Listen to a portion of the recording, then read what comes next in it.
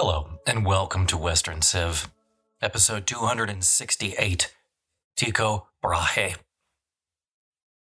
Quote, "Then my son Tige was born during the day between 9 and 10 at Knutstrup Castle." End quote. Such wrote Otto Brahe on December the 14th, 1546, just after the shortest day of the year in the Julian calendar, when the sun rose at 9:30 and set at 4:30 in the Danish province. Following Nordic customs, the infant received his paternal grandfather's given name, and as well as his noble surname, Tycho Brahe Ottensen. At university, he would Latinize the name to Tycho.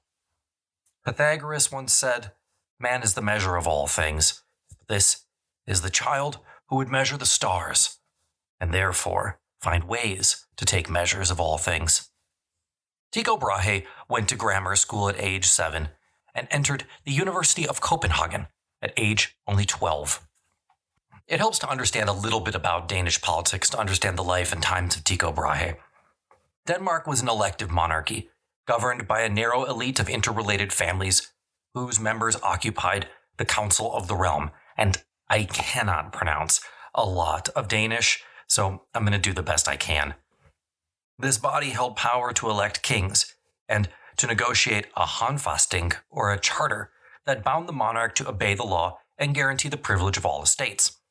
And they required each king to sign such a charter before his coronation. The council advises the king, holds major commands and court offices, and sits annually at Whitsuntide with the king as the supreme court of the king's council. And they can actually depose a monarch who does not abide by his håndfasting. 5 senior counselors held high administrative offices of Steward of the Realm, Royal Chancellor, Marshal of the Realm, Admiral of the Realm, and Chancellor of the Realm. Tycho's father, both grandfathers, and 4 of his great-grandfathers sat in the Council of the Realm, and many of his ancestors held these high offices. Counselors bore no title of nobility beyond, quote, "honor able and well-born of all Danish nobles," end quote. Every member of a Danish noble family was noble and displayed the same coat of arms. The Brahe arms was, quote, "sable, a play argent, and the crest, a feather peacock upright between 2 Uruk horns, sable, a fess argent, and bearing 4 peacock feathers, fesswise," end quote.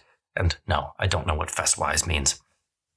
Patents of nobility were extremely rare, which meant that the nobility was essentially a closed caste that traced noble descent in all paternal and maternal lines.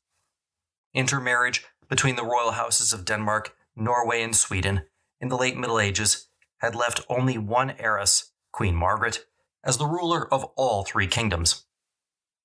In 1397, her 3 counselors elected Eric of Pomerania as her successor, but deposed him in 1439 and elected Christopher of Bavaria. When Christopher III died without any children in 1448, the 3 councils in turn elected a Duke of Oldenburg as King Christian I, whose direct descendants rule Denmark and Norway still to this day. When Christian I's grandson, Christian II, tried to break the power of the aristocracy, all 3 councils opposed him. Sweden broke away from the Union, and Gustavus Vasa, kingsman to Tycho Brahe, founded a new dynasty to rule Sweden, while Denmark and Norway elected Christian's uncle as King Frederick I.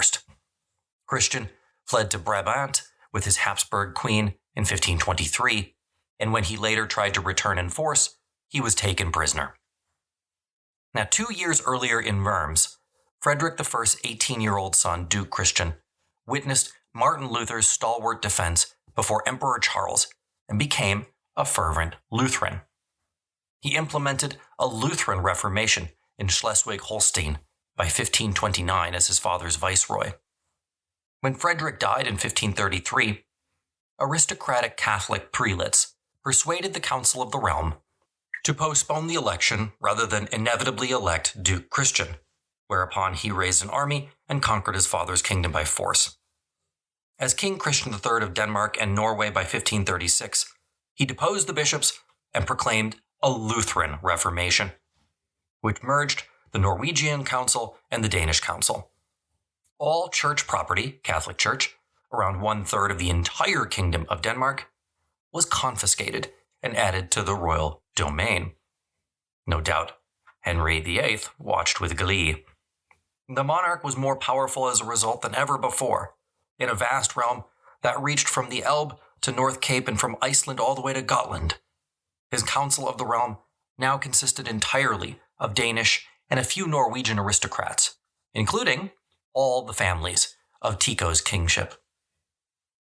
Crown and council, in a strategic alliance, established a highly centralized Lutheran diarchy, led by a patriarchal monarchy whose court was characterized by order and piety. The immense royal domain was administered by counselors and their kinsmen at the pleasure of the king. This was a complete top-down reformation. And the point to take away from it is that when Tycho grows up, he's growing up in a highly Lutheran environment.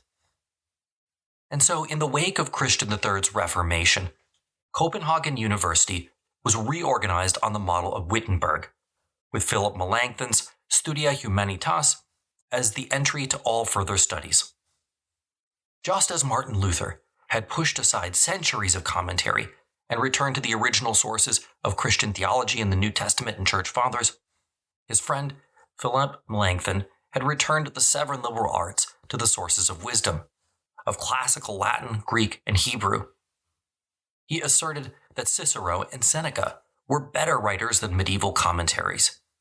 Melanchthon immersed students in classical literature and instilled in them humanist virtues of eloquence and prudence, as well as, of course, Lutheran theology and morals. Tycho absolutely thrived in these new studies, and soon actually discovered Ovid to be his favorite poet. In his second year at the university, a partial eclipse of the sun occurred on August the 21st, 1560. Tycho was studying law and was not allowed to take courses on astronomy as a result. He responded by buying his own books on astronomy and studying them. These books were up to date for the time.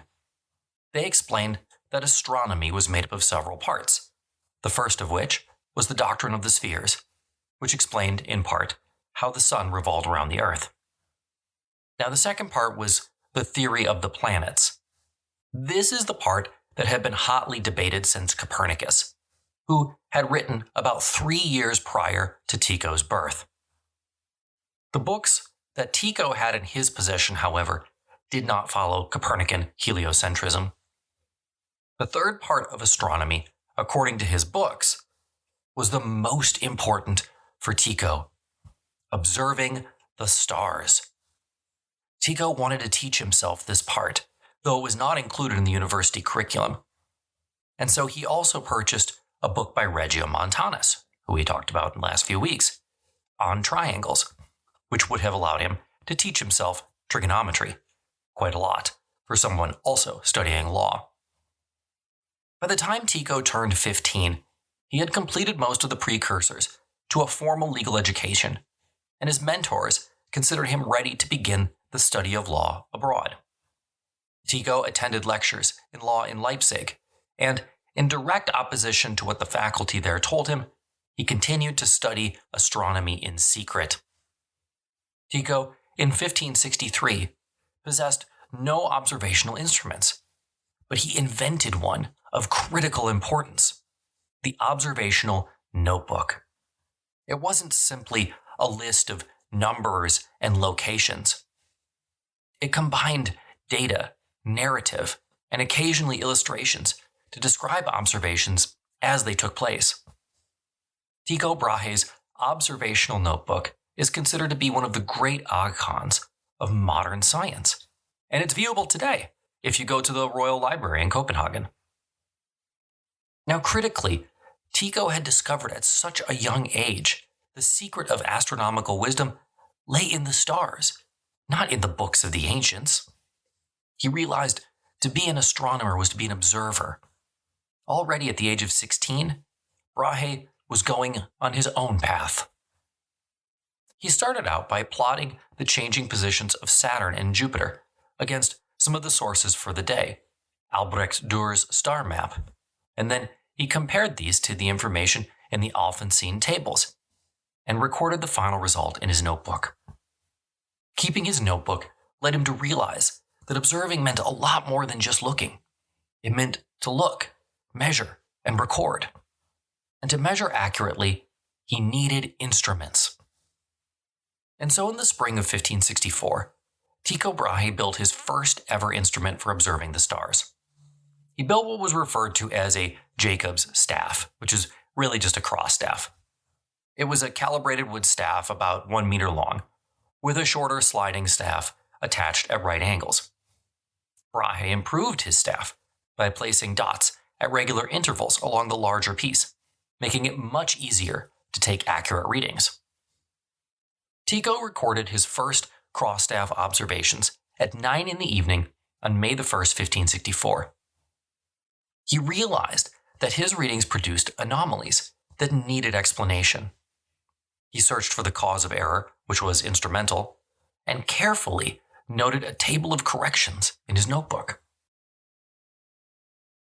In late May 1565, after 3 years in Leipzig, returned home to Denmark locked in war. One of his brothers had gone off to war, actually, and died on June the 21st, 1565. He was thrown from his horse and plunged into the water. He was able to get out, but took ill and died later on. Initially, his brother had intended to give his entire estate to Tycho, but because he died intestate, it didn't go that way. Consequently, Tycho came to live with his parents once more, where Otto Brahe was governor and a counselor of the realm at a place called Aalborg's Castle. After living at home for several months, gradually Tycho persuaded his father to support his studies of law abroad, and in 1566 he departed for the University of Wittenberg. There, not everything went well for Tycho Brahe. He incorrectly predicted the death of Suleiman the Magnificent using the stars. In October, he was off by about 6 weeks, as in the Sultan died about 6 weeks prior to the time that Tycho said he was supposed to pass. But worse followed. On December the 27th, 1566, Tycho Brahe got into an argument at a party with a fellow student, a guy by the name of Manderup Harsberg. The two left the party, daggers drawn, and continued the argument outside. A duel ensued. By the time it was over, Tycho Brahe had lost half of his nose. The wound healed, obviously, but that left Brahe scarred for life. He learned to wear a prosthesis and rubbed ointment on the wound from time to time. But of course, the wound became his defining physical characteristic, and if you knew little to nothing about Tycho Brahe before this, I'm guessing you probably knew about the nose thing. Brahe abruptly returned home in the summer of 1567 and announced that he was abandoning law to become a quote-unquote natural philosopher. What happened next is not exactly known. We know Tycho stayed home until the end of the year and did not observe the stars. That spring, royal letters patent were issued at Copenhagen Castle, promising Tycho Brahe the next canyonry in the collegiate chapter at Roskilde and its endowment that came with it. This is what Tycho Brahe had been waiting for. This was probably the major financial turning point in his life. With a canyonry like that in a Lutheran cathedral and an eventual inheritance, Tycho could maintain the honorable lifestyle of an aristocrat that he wanted and spend the rest of his life doing whatever interested him. And, of course, that means gazing at the stars. Later that year, Tycho traveled to Nuremberg, where he purchased a new, nicer crossstaff. But he realized he needed more accurate instruments and began working on building his own quadrant. Quadrants were an instrument used for taking angular measurements of altitude in astronomy and navigation, typically consisting of a graduated quarter circle and a sighting mechanism. They were usually pretty small, but Tycho designed one that was actually 4 to 5 feet in radius. Sadly, it turned out that it was too unstable to be used in the wind. So keep in mind, these guys, these Galileos, Copernicus, Tycho Brahes, they're all kind of working out how to make the system of astronomy work. They don't know what's going to happen when they try different things. This is the age of experimentation we're talking about here. Now, all the while, as Tycho's putting these things together, he's continuing his observations, he's continuing to travel and meet with authorities on astronomy. Interestingly enough, some of the people that he met with, Tycho left less than impressed. One of the biggest astronomers of the day was a gentleman by the name of Leovidius. When he met with Leovidius, Tycho brought up the problem that sometimes what he was observing wasn't matching what was in the astronomical tables that everybody accepted as true. Well, how had Leovidius, Tycho asked, compensated for these abnormalities? Leovidius responded, he'd never looked at the stars. It had never occurred to him. Here was one of the leading astronomers in Europe at the time, and he didn't observe the stars. He did everything by consulting old books. Tycho left astonished and realized that what he was doing wasn't just novel, it was essential. In April of 1569, Tycho traveled to the great imperial city of Augsburg, which opened his eyes to precise, beautiful instruments. He saw things made there that he could not get anywhere else. And he commissioned the first of his own revolutionary new instruments, what he called the Globus Magnus Auriculis, or Great Brass Globe. It was a scientific instrument of both artisanal splendor and intellectual virtuosity. Now, Tycho began to observe more regularly than ever before and designed a new instrument called a sextant. It was kind of like a big pair of compasses. It was lighter, easier to use, and much less resistant to the wind than his 5-foot quadrant. He wanted to increase the size of instruments to achieve greater accuracy of calibration and hoped eventually to reduce and even maybe eliminate instrumental error. One day in his lodgings, he was sketching with compasses and paper to determine the size of an instrument that could be calibrated to a single minute of an arc, which is 1/60th of a degree. A gentleman came by and they discussed the problem at some length. Tycho told him that if he ever intended to settle long enough in one place, he would build an instrument to accommodate such calibration. Why not here? Why not now? The young man asked.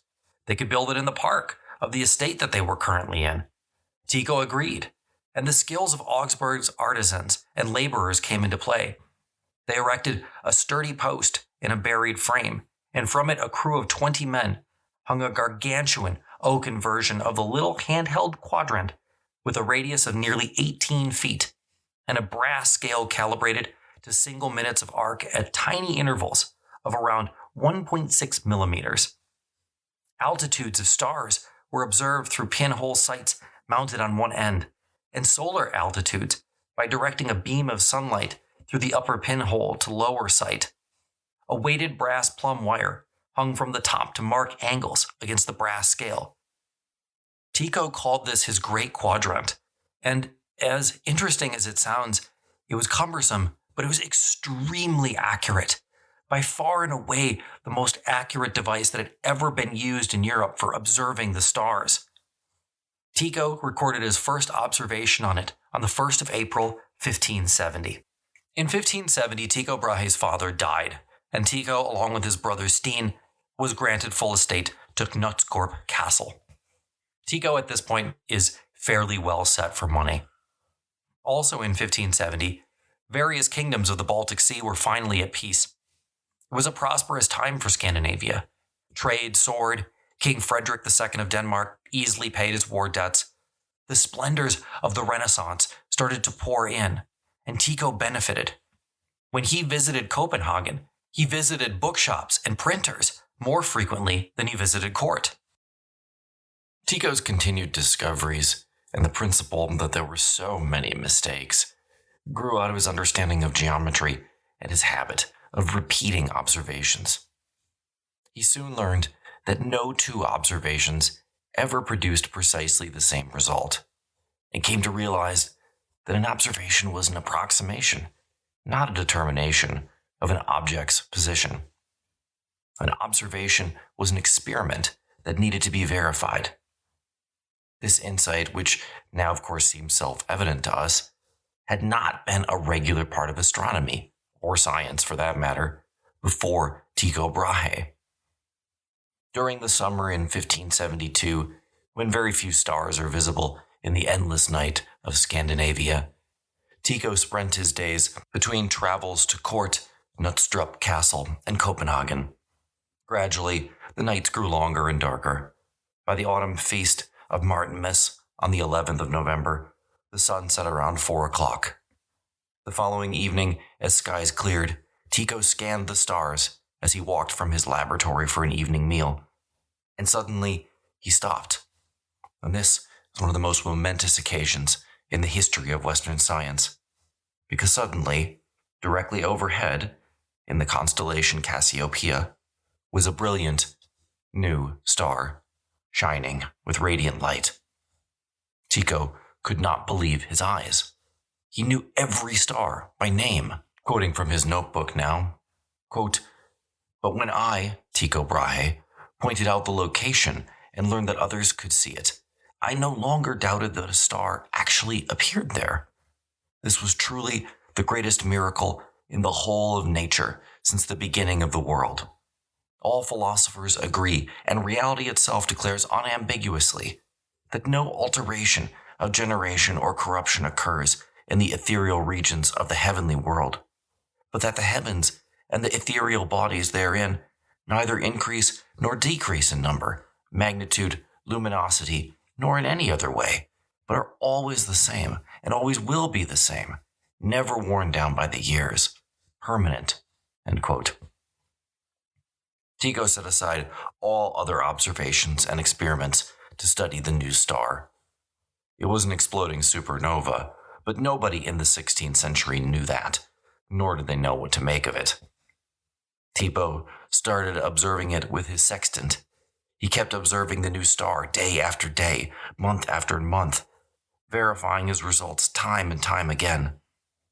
With a 30-degree arc, he measured the angular distances between the new star and other stars, and corrected the observed positions for instrumental parallax. He repeated these observations over and over again. What he was looking for is called a diurnal parallax. If the new star appeared to shift among the stars in the course of the night, then that meant it was closer to Earth than the other stars. If it shifted more than a planet, it could be in the sphere below the moon, where lightning, meteors, comets, and other phenomenon flared up, and where the followers of Aristotle believed that it would be. But the fact of the matter was, it didn't shift. It was a true star. But stars in the heavens did not come and go, so how could this be? After each observation, Tycho checked his instruments for any vertical deviation. He observed the new star's distance from the North Star, and kept observing each night as long as the new star remained visible. Eventually, he watched as his new star faded away. Of course, he wrote down everything.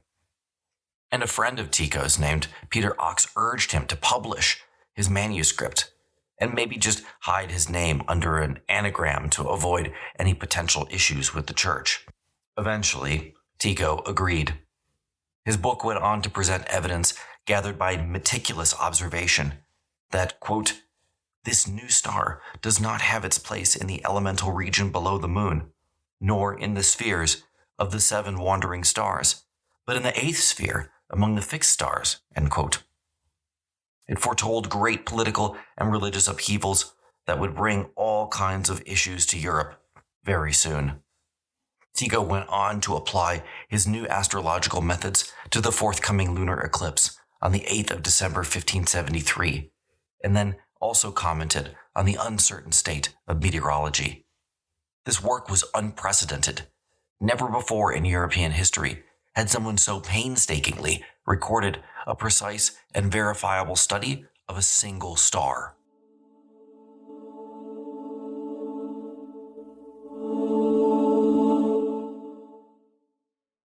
With his inheritance, Tycho Brahe was rich by 1573 and could afford better instruments than a wooden sextant shimmied up a windowsill. He designed a quadrant with the elegance of Augsburg instruments, stable, precise, and emblematic of what he believed was the divine nature of astronomy/astrology. It was calibrated with a series of arcs in a new manner, first in the scale of 90 degrees, then 89, 88, 87, down to 46. The quadrant was made of gilt brass by a Copenhagen master, probably the royal clockmaker. It was 15 inches in diameter, and Tycho designed new sights, which he named penchatia, light cutters, to replace traditional pinholes. The lower sight had two narrow slits culminated to the upper tab, and this provided two parallel lines of sight. When the sights were precisely aligned, a celestial object looked the same through both slits. An emblem engraved on the arc bore a motto contrasting the fleeting pleasures of courtly life with the knowledge of eternal celestial matters. This instrument rested on a sturdy base level, it had thumb screws, and it was much more accurate than a handheld quadrant of that size. Tycho also commissioned the same royal clockmaker to make a clockwork celestial globe of gilt brass to show the phases of the moon, diurnal solar movements, and times of sunrise, sunsets, and meridian transits. In October 1573, Brahe built his first steel instrument for measuring the stars. It was a sextant with a 4-foot arm, a considerable jump in size compared to sextants normally used at the time. But again, Brahe was recognizing the advantage that size gave him when taking measurements. He also added a thumb screw to adjust the angle between the arms for even more precise measurements. The instrument was a considerable improvement on his previous wooden one. It was more solid and considerably lighter. Now, around this same time, Brahe's friends at the university started asking him to lecture on astronomy there. Brahe refused, citing the fact that he was a nobleman and that the task was hence beneath him. But when King Frederick approved and a local ambassador offered him his Copenhagen mansion as a venue, Brahe relented and gave his first lecture on astronomy on September the 23rd, 1574. Brahe's oration began with geometry and arithmetic, which Melanchthon, inspired by Plato, called the, quote, wings of the mind, end quote. From geometry flowed plane and spherical trigonometry, optics, gnomics, geography, architecture, and many mechanical arts. Tycho traced the genealogy of astronomy, beginning with Seth, the son of Adam, and then moved on, reserving special places for Hipparchus, Ptolemy, and Copernicus, who, quote, restored the science of celestial motion, end quote, but also advocated, quote, a sun-centered system contrary to the principles of physics, end quote. He followed Melanchthon in emphasizing microcosmic influences on the health of human microcosm and extended these influences to the natural world. He distinguished between those humans who do not exercise their free will and have, quote, low minds like those of cattle, end quote. Tycho drew on existing theory to claim that fixed stars could influence the terrestrial world when, quote, aroused and impregnated by the 7 wandering stars, end quote. He was careful, though. He cautioned that astrology was not an exact mathematical science like astronomy, but rather it draws on principles, quote, that is, from experience itself, and forms its conclusions from many particularly fallible observations, not unlike the way medicine works. Thus, for the same reason, astrology, no less than medicine, deserves to be counted among the physical sciences, end quote. And in this way, for the first time, Tycho Brahe starts to draw a distinction between astronomical observation, which provided exact mathematical descriptions of national phenomena, and the observation of astrology and medical cases, which were both expressed in less precise mediums, language, in other words, not math. Brahe's oration helped him stake out a place amongst the leading thinkers in Denmark. His view of natural philosophy was very much based on the Lutheranism of Melanchthon, which did not rule out a Neoplatonic or even Copernican view of the universe, so long as it didn't challenge the religious consensus demanded by King Frederick, who did not permit anything other than Melanchthon's Lutheranism. Following the success of this presentation, Brahe started lecturing at the University of Copenhagen more regularly, becoming the only nobleman of the era to do so. He did this for only 1 year, though, 1574 to 1575. The classroom was not for Brahe. It never was. He was a scientist. So he left Copenhagen that March and traveled to Hesse Castle in Germany, accepting an invitation of the local ruler to come to his court. There he kept up his studies, observing the stars and speaking with other astronomers. Inspired by experiences abroad, he continued developing new instruments. First came a quadrant about 2 feet in radius, made of heavy brass and steel. This one incorporated the thumbscrew from before, and therefore could take better measurements. Then the event happened that changed his life forever. Early on the morning of the 11th of February, 1576, a royal page rode to Knutstorp Castle with a summons to court. Tycho left immediately and arrived that afternoon at a royal hunting lodge. That was where the chamberlain, Niels Parsberg, the brother of the man who cut off his nose, showed him into the royal chamber. He and the king were alone. King Frederick was strong and athletic at 42 years old. Tycho Brahe, not yet 30, barrel-chested and round-faced with a sweeping mustache, bowed in homage. King Frederick began, quote, "One of my courtiers reported that your uncle told him in secret that you are planning to return to Germany." This was the last thing that Frederick wanted, and so he continued, quote, "I was recently staying at the castle I'm building in Elsinore, and when I looked out one of the windows, I saw the little island of Hven lying in the Sound. No nobleman lives there. If I remember correctly, your uncle, Stephen Bille, told me once that this was before your last trip to Germany, that you liked its location. It occurred to me that it would be very well situated to your experiments in astronomy and distillation, because it is high and has an isolated location. If you want to live on the island, I would gladly grant it to you. There you can live peacefully and carry out without disturbance the studies that interest you. And when I have built the splendid castle that I have begun in Elsinore, I will cross the sea to the island from time to see your work in astronomy and distillation, and gladly aid your efforts.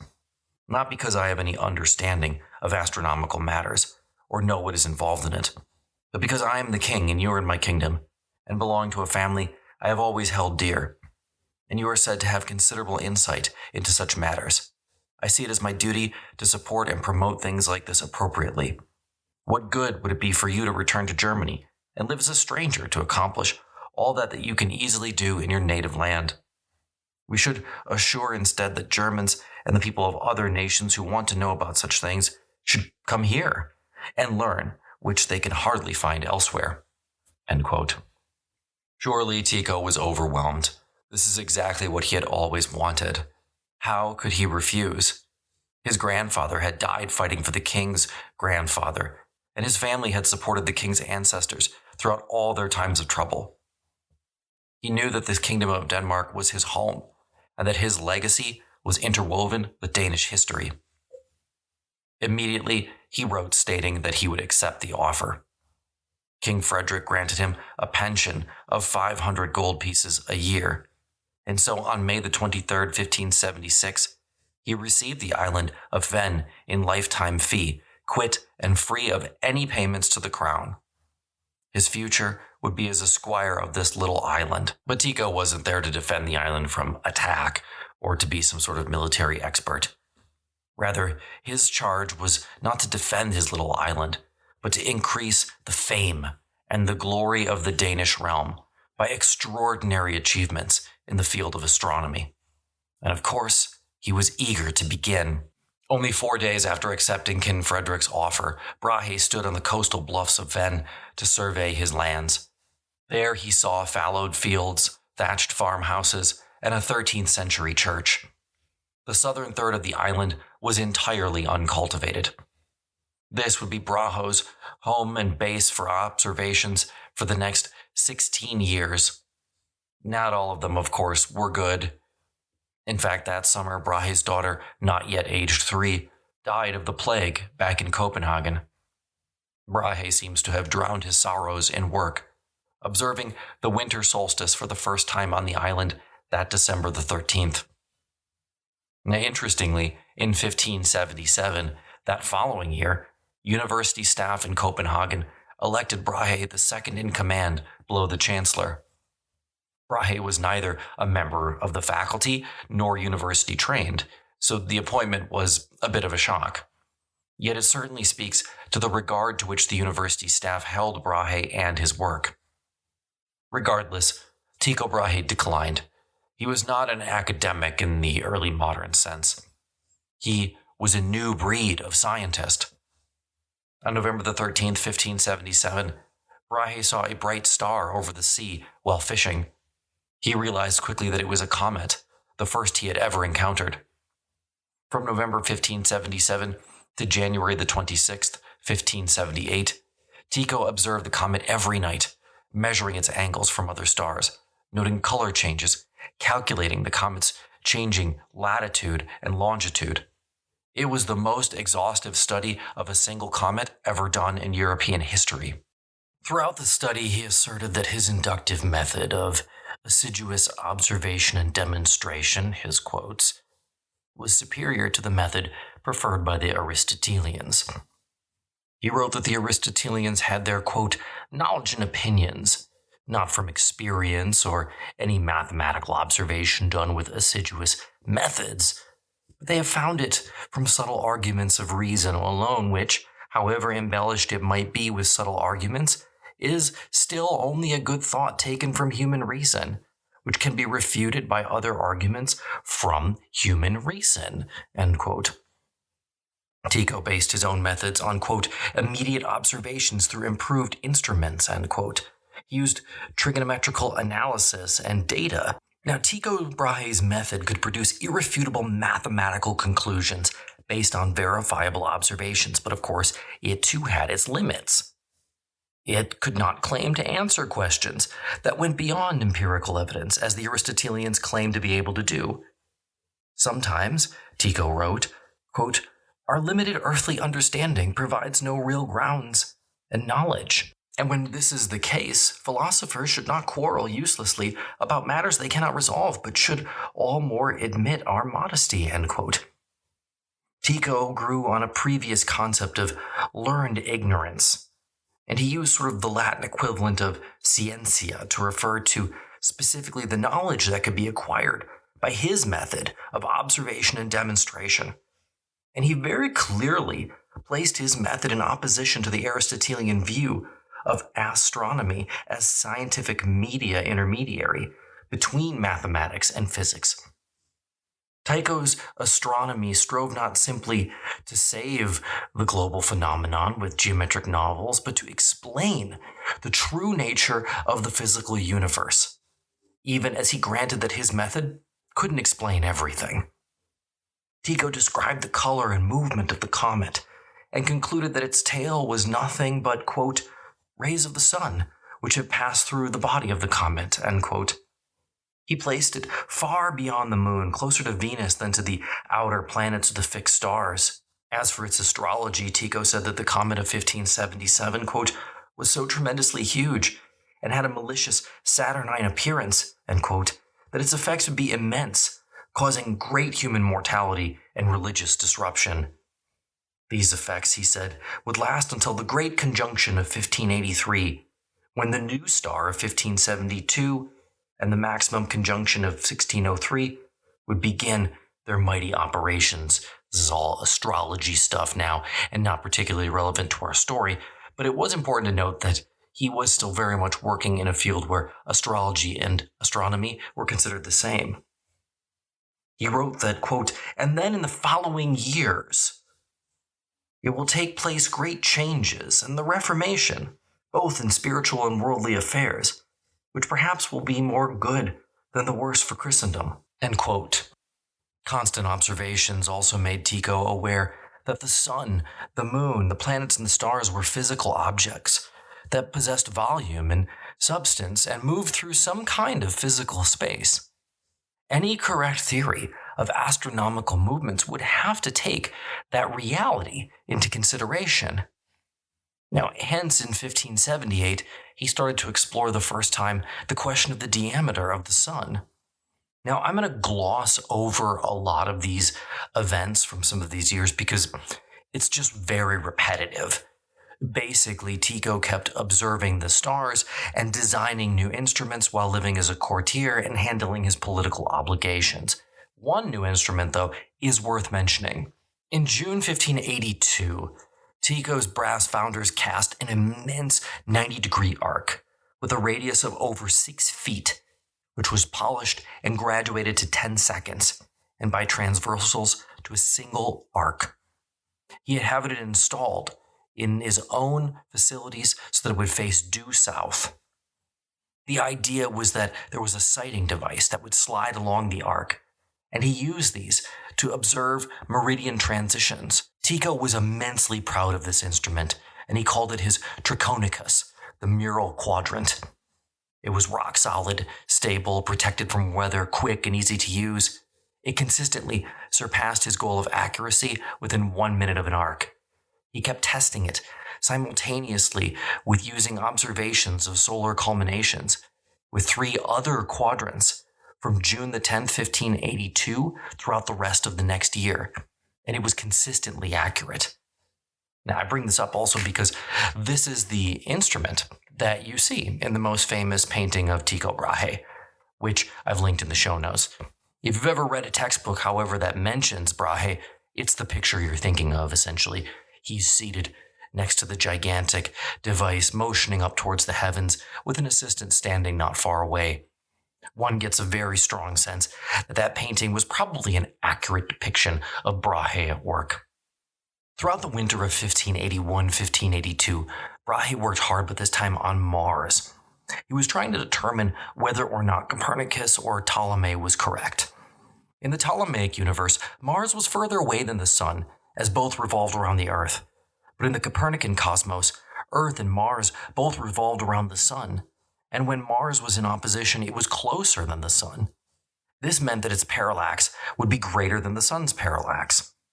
Astronomers generally use Ptolemy's figure of 3 arc minutes for a solar parallax, and Tycho used this figure instead of determining it by his own observations. If Mars revealed a parallax of more than 3 arc minutes, he would consider it to be closer than the Sun. Tycho had just started to keep a journal of meteorological observations, and it shows how weather affected his ability to study the stars. Clear skies allowed him to observe Mars morning and evening on the 26th and 27th of December, and again on the 17th of January 1583 to determine its diurnal parallax. The results were inconclusive because it was hard to measure such small angles, but Tycho remained determined to try again. A young student that was working with him named Elias Olsen Morsing arrived early in 1583 and learned to observe by assisting in search for this parallax of the planet Mars. Tycho had begun to test his assistant's skills and the accuracy of the instruments by using as many as 5 separate teams to observe solar combinations, and simultaneously with different instruments. He kind of brought an element of play into observation and competition by encouraging the teams to compete, and soon found that Morsing, this young man, was one of his best assistants. After observing at the summer solstice of 1583, Tycho finally realized that the difference between his polar and solar determinations of latitude were due to a system that was called refraction.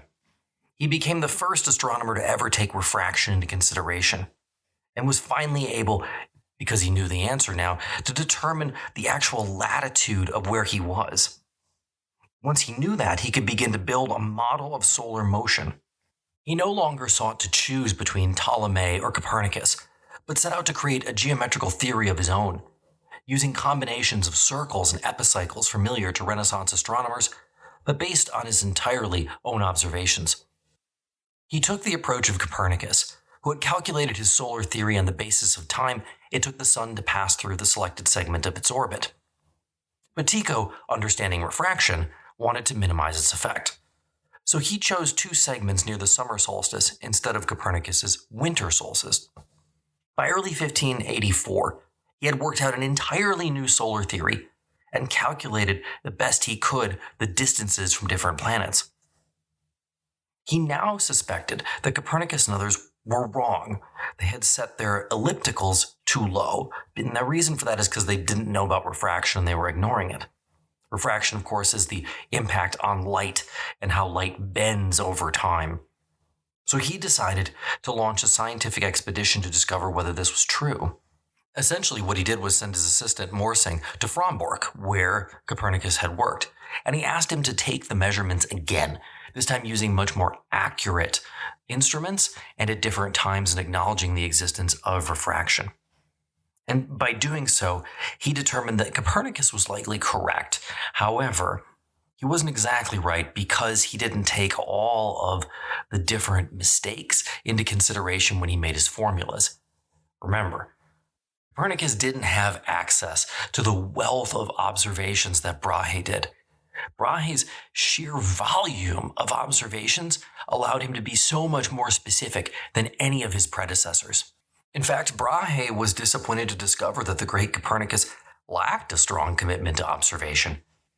Tycho began then to realize the significance of his own work when he saw that he was superior to Copernicus as an observational astronomer. He designed a 5-foot brass version of Copernicus's crossstaff and equipped it with a brass cylinder instead of peephole sights, installing a spring to hold the rulers in position. It was a vast improvement on Copernicus's instrument. More than anything else, what Tycho Brahe was doing during these years was laying the foundation for modern science. There were no observatories north of the Alps. Brahe had one, and he had the best instruments in Europe. He also created an atmosphere of discovery. It was a lively environment wherein everyone drove themselves and their research to be better. It was really the foundation of the modern academy. In the midsummer of 1584, Tycho took the radical step of breaking the link between observational astronomy and astrology by designing an instrument to measure coordinates that did not follow the zodiac. This was called the equatorial armillary. It took Earth, the domain and dwelling place of man, as its starting point, and used coordinates of declination measured north or south of the equator, and right ascension measured eastward, around from the equator from the point of the vernal equinox.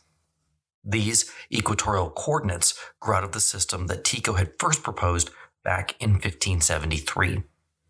The instrument's steel outer ring was about 5 feet in diameter, set on top of a wooden mantle painted with portraits of Ptolemy, Albatine, Copernicus, and now Tycho, who included himself to express his new confidence in his own achievements. The inner rings were made of laminated brass-covered wood fixed at right angles and turning on an axis, aligned like the Earth's axis to its central north and south poles. Tycho tested the instrument on the 20th of August 1584 and sent it back for adjustments while he went off to celebrate his brother's wedding. It was during that winter of 1584-1585 that he revised his solar theory. By this time, his observational methods, in the words of another historian, quote, created a new standard for objective precision, not only for modern astronomy, but for all later exact science, end quote. He worked out history's first table of refraction, extending from the horizon up to 20 degrees, above which he assumed that refraction was negligible. But he continued to use Ptolemy's exaggerated figures for the parallax, which compromised the accuracy of his table and illustrates just how much hold ancient wisdom continued to have over modern science. The biggest innovation Tycho Brahe made over Copernicus was his understanding of orbital movements. He was the first person to realize that the planets were moving through vacant space. Now, this was a big deal. If it was all open space, then there's no reason that the orbits of the planets wouldn't overlap at certain points. That simplified a lot about how the planets moved. To quote Brahe himself, "And if magnetic and iron, terrestrial and lifeless as they are, may naturally and without violence attract each other, even through an interposed body, why should such things not be likely to happen in the heavenly bodies, which by the Platonists and the more judicious philosophers were believed to be innate?" End quote. Brahe's next book came out in 1587, titled On the Most Recent Phenomenon of the Ethereal World, Book 2. Most of it he wrote between 1578 and 1580. It was called Book 2 because Tycho had already planned Books 1 and 3. I'm not sure why Book 1 didn't come out first, Clever marketing ploy? Maybe, I don't know. Anyway, I don't know, and I can't figure out how from the sources. The book presented astronomy and cosmology with astrology left out, as Copernicus had done it, and it presented much that was new. Tycho's innovative use of equatorial coordinates, his precise location of reference stars, his cosmos of the planet soaring through the open space in a revolutionary planetary system, with the sun and the moon orbiting the Earth, and all the planets orbiting the sun, Mars cutting through sun's path, and comets sweeping on an egg-shaped heliocentric orbit, as well as Tycho's emphasis on the immensity of the physical universe, and his new methods to assure that astronomy was based on verifiable empirical data. This was all new. This was all revolutionary, and it opened up the way to new vistas in astronomy further unimagined. Then, on April the 4th, 1588, disaster struck. Frederick II, Tycho's patron, died. He had always been an enthusiastic supporter of Brahe and his work. Now suddenly, the future looked a lot less certain. When King Frederick II died, the Council of the Realm quickly put the fleet on alert and formed a four-man regency that excluded the Queen, tilting the Danish government back towards aristocratic oligarchy. King Christian IV, who was 11 years old at the time, remained a student. Now, this is all going on, of course, during the time period of the religious wars beginning in Europe. Once the Spanish Armada had been defeated, the regents withdrew from foreign affairs and left the Queen to negotiate matches for her various daughters. Quickly, Tycho acted to reap benefits from his friends and kinsmen in power. He persuaded the regents, Council of the Realm, and the Dowager Queen to support the permanent endowment of his studies under a member of Tycho's family. Meanwhile, his book on the comet of 1577 was eliciting bewildering replies that led to increased correspondence. Some openly wondered if whether or not the sun might collide with another planet under Tycho's system, though somebody could have pointed out to them it certainly hasn't done so yet. And in fact, Tycho was already prepared to begin printing his latest work, An Introduction to Astronomy, his major work on the new star of 1572. Now, the word instructions has implications far beyond astronomy. Really, what he was going for in this book was a millennium-long revival of learning. He was going well beyond all of this. He had plans for now 3 more books, describing the instruments that he had at Sven, mathematics, catalogs of stars, the sun and the moon based exclusively on his observations, and even new theories of the sun, moon, and other planets, plus a final volume on the ecliptic latitudes of each planet. It was nothing less than a complete rethinking of the entire cosmos. Tycho continued his work throughout these years and kept gaining notoriety. In March of 1590, King James VI of Scotland visited him at Vennes and spoke with Brahe at length. By 1589, just prior to that visit, Brahe was getting increasingly close to finalizing a catalog of the stars. His goal was to put together a model of several key stars that anyone could then use to understand the heavens and, crucially, use as a way to measure other stars and other planets. By 1592, this catalog contained 777 stars. That same year, Tycho's workmen created and completed a silver gilt globe that could show the phases of the moon and the daily movements of the sun. Several years earlier, Tycho had started to devote more and more time to study the moon and lunar theory. Since 1590, he had become the first astronomer to observe the moon systematically. And this led to his discovery of a predictable pattern of acceleration and deceleration, which he called variation. This was the first discovery of a new celestial motion by any astronomer since the ancient Greeks. He went on to discover that the axis of the moon's orbit wobbled, causing the lunar latitude to vary, and that this had also become part of his lunar theory. These new discoveries revealed the profound theoretical potential of Tycho's methods, but they also complicated his lunar theory to the point that it was almost incomprehensible. Tycho managed to keep up his observations despite the reality that King Christian IV, his new patron, was much less interested in supporting him. In 1596, King Christian transferred Brahe's largest benefice to someone else, a move that dramatically reduced Brahe's income. Tycho did what he could to change the man's mind, sending a copy of his latest book and a letter requesting to keep the benefice on December the 31st, 1596. King Christian later wrote a curt reply that he could not afford to subsidize astronomy when the governor of the region needed the income for military defense. That was that. The stars lost out to cannons. It would not be the last time. Brahe then decided he could no longer maintain himself at Venn and left the island for Copenhagen on March the 16th, 1597. 3 days later, King Christian terminated his lifetime pension. He stayed in Copenhagen only a few months. By June, he was on his way to Rostock, where his family still had several major connections. Of course, it's sad that King Christian did not appreciate Brahe's work like Frederick II, but to be honest with you, it certainly wasn't out of the ordinary. Christian was young, he appreciated armies and war, not the movement of distant stars. Regardless, Brahe now sank into a period of deep depression. But as a man of action, it didn't take him long to snap out of it. He published a full autobiography of his time on Venn, with an agenda for future research ideas. His idea was that he could send the book to potential patrons in the hope that they might agree to support him while he carried out his observations. By August of 1598, it seemed like the present Holy Roman Emperor, Rudolf II, then in residence in Prague, was willing to take him on.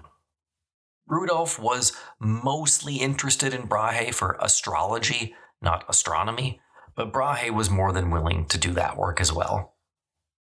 And so Tycho Brahe left for Prague in June of 1599. It did not take long for him to make an impression. During late July and early August 1599, Brahe unpacked a new quadrant and sextant, such that the court aristocrats in Prague had never seen. Within weeks, he had regular audiences of nobles working with him and learning from him. Now, around the same time, another famous early modern astronomer, Johannes Kepler, arrived in Prague. While Kepler respected what Brahe had done, he firmly believed that observations were for assistants, not astronomers. He wrote to the emperor asking for a court appointment and requesting permission to use Brahe's notes. He, however, wanted to be exempt from making observations. Kepler wanted to prove Copernicus had been right.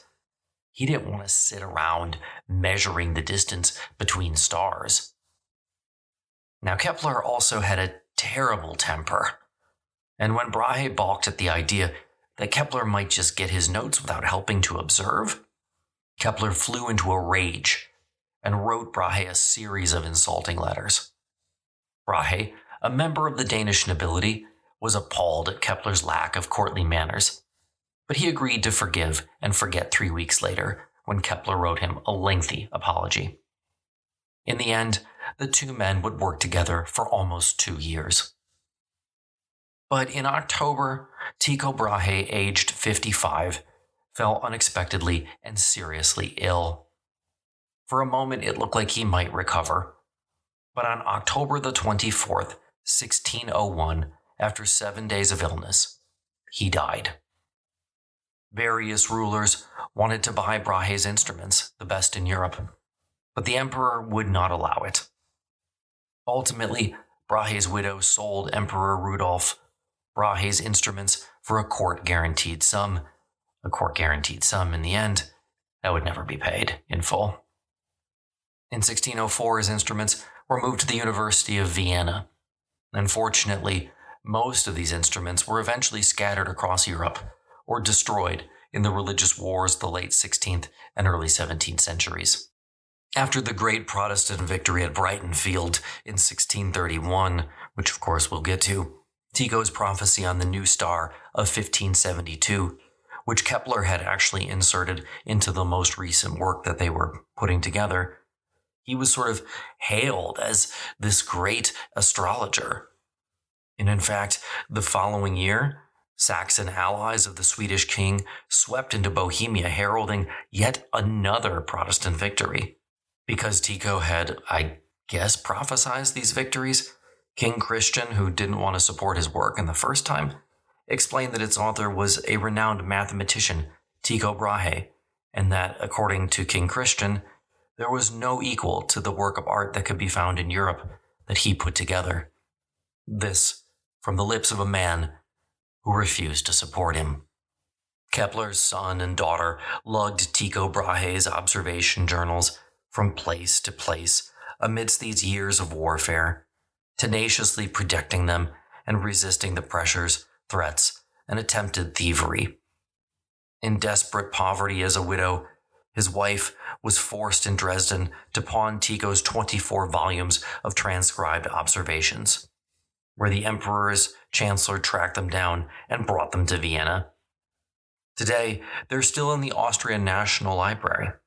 In terms of the original documents, the original observational notebooks, those were actually purchased by Kepler, and finally in 1662 found their way back to Denmark. And today you can still see them in the Royal Library in Copenhagen. Tycho Brahe's life may seem tedious to us today. It doesn't have the flair of a Francisco Pizarro or the Hernan Cortes. But the reality is, Tycho Brahe had a huge impact on the development both of astronomy and of modern science across Europe. Across Europe, natural philosophy became public and collaborative for the first time in the spirit of Tycho Brahe. Professionals and amateurs alike took up Brahe's methods of verifiable observation and experimentation and shaped the results of their research into natural mathematical hypotheses and law. Brahe's legacy remains with us to this day. Next time, we're going to begin the life of our final early scientific revolution thinker, Galileo. And that also is going to let us into the church's reaction to all of this, which is, of course, the Inquisition. Buckle up. We got a lot to get through. Now, in the meantime, if you're looking for something else to listen to, check out Western Civ 2.0. Too easy way to access that. Link is in the show notes below. You can check it out on the Patreon page, or you can check it out on the Glow page. Both are options that'll work for you. And now, actually, both offer 7-day free trials. So feel free if you want to give some old episodes on Alexander the Great a listen. I've got tons of updated materials here.